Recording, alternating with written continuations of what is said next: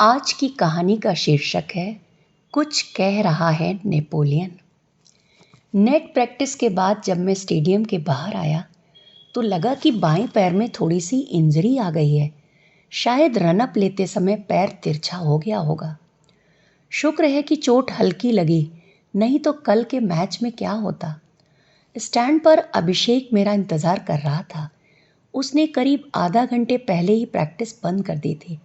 हमने अपनी साइकिलें उठाईं और घर की तरफ चल दिए। थोड़ी देर हम खामोश रहे, फिर अभिषेक ने ही खामोशी तोड़ी।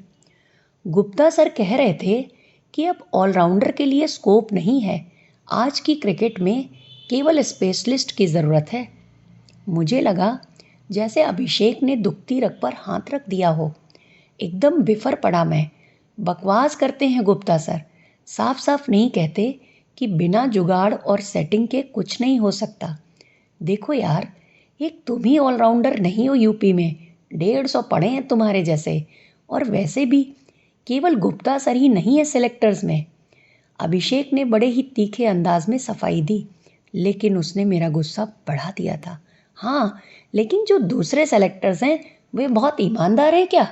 10 गुना ज़्यादा भ्रष्ट हैं गुप्ता से। 5 साल से देख रहा हूँ सिलेक्शन कैसे होता है। ना किसी का रिकॉर्ड देखा जाता है और ना ही परफॉर्मेंस। सब कुछ डिपेंड करता है पैसे और अप्रोच पर।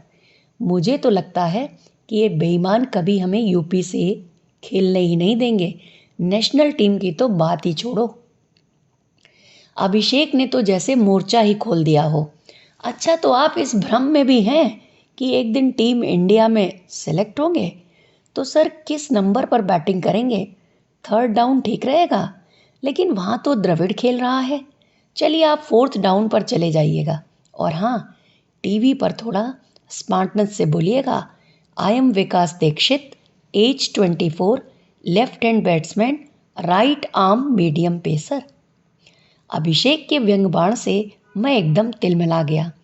क्यों, इसमें मजाक वाली क्या बात है?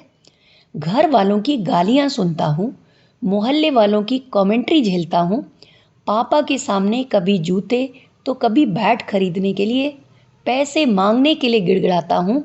अब अभिषेक थोड़ा डाउन हुआ तो किसने कहा था कि तुमसे ये सब करने को? तुम तो पढ़ाई में ठीक ठाक थे, फिर तुम्हें क्रिकेट खेलने की क्या ज़रूरत थी? देखो गौरव कितना अच्छा बैट्समैन था, लेकिन उसने कब का क्लब छोड़ दिया। सुना है दिल्ली के किसी कॉलेज से एमबीए कर रहा है।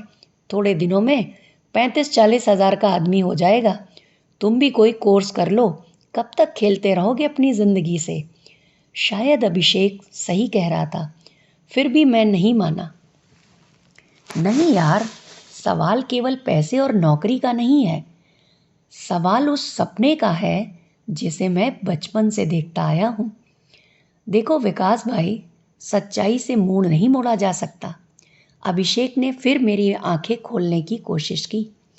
मैंने तो तय कर लिया है कि अगले साल तक स्टेट टीम में पहुंच गया और सरकारी नौकरी मिल गई तब तो ठीक, वरना क्रिकेट छोड़कर पापा की दुकान में बैठने लगूंगा।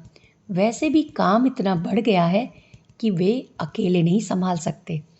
तुम भी देख लो कोई सही लाइन। क्रिकेट में तो कुछ नहीं हो सकता हमारे जैसे मिडिल क्लास लोगों का। लेकिन यार मुझे लगता है कि अभी भी कुछ हो सकता है। मैंने अपनी जिजीविषा व्यक्त की। कुछ नहीं हो सकता।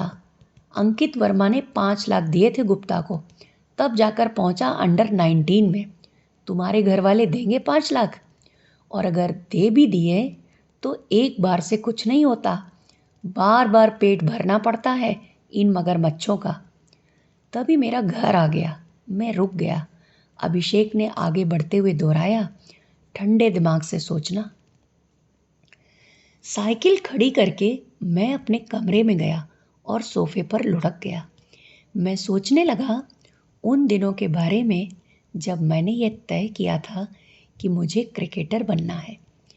चाहे वह इंटर स्कूल क्रिकेट या कमला क्लब की क्रिकेट सीरीज हो, हर मैच में मैं रनों का पहाड़ लगा रहा था। लगने लगा था कि मैं क्रिकेटर बनने के लिए ही पैदा हुआ हूँ। मेरा बस एक ही सपना था कि एक दिन मैं इंडिया की जर्सी पहनकर मैदान में उतरूं, लेकिन आज लग रहा था कि कितना मूर्ख था, एक सपने पर भरोसा कर लिया। मेरी माँ हमेशा कहा करती थी कि सपने कभी पूरे नहीं होते। मैं नहीं माना और अपनी जिद पर अड़ा रहा, और आज मेरी उसी जिद ने मुझे बर्बादी की कगार पर पहुंचा दिया। काश की जिंदगी में कोई ऐसा बटन होता कि हम रील पलटकर पीछे जा पाते और फिर से शुरू कर पाते अपनी जिंदगी को एक नए सिरे से। तभी मैंने सोचा कि अभी भी सब कुछ खत्म नहीं हुआ है, अभी भी मुमकिन है वापसी। मैंने मन ही मन सोच लिया कि खत्म कर दूंगा जिंदगी का यह जानलेवा संघर्ष। मैंने तय कर लिया कि मैं भी जीऊंगा अपने दोस्तों की तरह। अगर मुझे जीना है तो इस सपने को मरना होगा, हम दोनों एक साथ नहीं जी सकते। मैंने अपने भीतर हाथ डालकर घसीट लिया उस सपने को और पटक दिया फर्श पर। फिर लात घूंसों के साथ मैं उस पर पिल पड़ा। लेकिन मैं अभी भी रुका नहीं और दौड़कर किचन से चाकू ले आया। लेकिन इससे पहले कि मैं वार करूं, वह मेरे पैरों पर गिरकर गिड़गिड़ाने लगा, मत मारो मुझे, तुम ये पाप नहीं कर सकते। यह केवल मेरी जिंदगी का ही नहीं, बल्कि समूची स्वप्न जाति के अस्तित्व का प्रश्न है। हमारी प्रजाति संकट में है। लोग पहले तो हमें बसा लेते हैं अपनी आंखों में और अगले ही पल रौंद डालते हैं। दुनिया से घबराकर कितने लोग हैं जो हमें सहेज कर रखते हैं इतने दिनों तक। कितने लोग हैं जो लड़ते हैं दुनिया से हमारी हिफाजत के लिए, मगर तुम लड़े, पूरी हिम्मत से लड़े, और कौन कहता है कि तुम हार गए हो। सच तो यह है कि तुम उन सब से जीत गए जो कच्ची उम्र में ही सपनों के खून से रंग चुके हैं अपने हाथ। खुद को देख और देखो बाकी दुनिया को।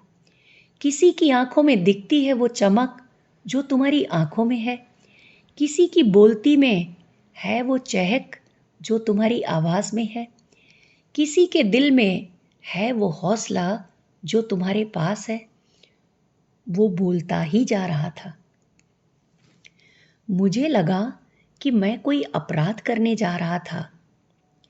मैं एक गहरी खाई में गिरने वाला था। मेरे सपने ने मेरी जान बचा ली।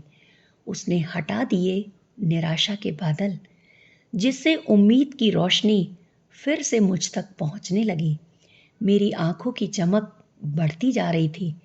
मुझे दिखाई दे रहा था एक स्टेडियम जो दर्शकों से खचाखच भरा था, और कानों में गूंज रहा था एक शोर, और वो जितना तेज था उतना ही मीठा भी। मैंने चाकू को एक ओर फेंक दिया और अपने प्यारे सपने को बाहों में जकड़ लिया, पूरी मजबूती से, पूरी चाहत से, पूरे प्यार से।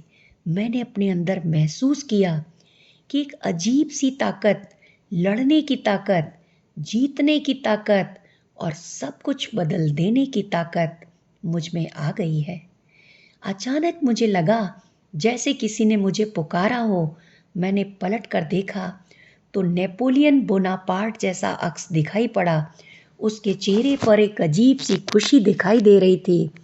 उसने मेरे कंधे पर हाथ रखा और मुझसे कुछ कहा। मुझे यकीन है कि उसकी आवाज़ आप तक ज़रूर पहुंची होगी।